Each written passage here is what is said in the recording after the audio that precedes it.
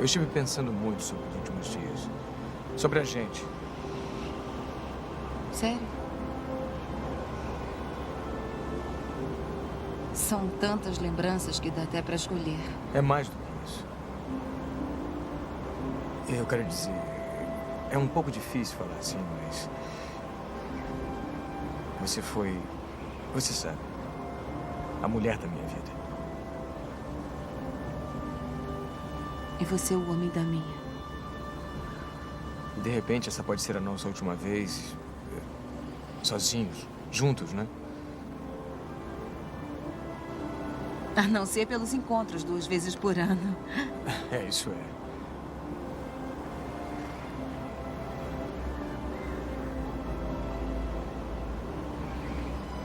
Quer dizer, você decide casar.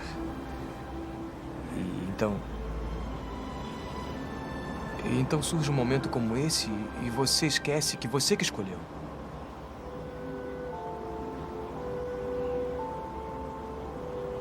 Você e eu, em nossos relacionamentos com outras pessoas, não usávamos muito a palavra amor, não é mesmo? Quem me diz que se você ama alguém, você fala. Você fala sem vacilar e alto. Se não é um momento, simplesmente... Vai embora. É, isso. É.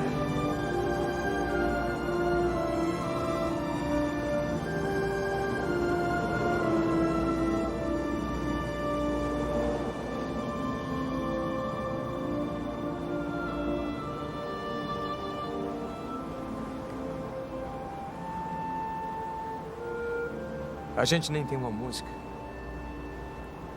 Kim e eu. A gente não tem uma música. Será que isso é um mau sinal? Someday, when I'm awfully low and the world is cold, I will feel a glow just thinking of you and the way you look tonight. O seu cartão de dança está lotado? Não sei, ele tem ficado no meu notebook ultimamente. Tudo bem.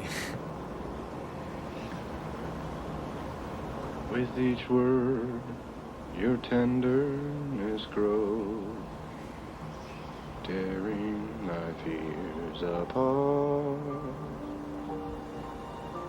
With each laugh that wrinkles your nose, touches my foolish heart.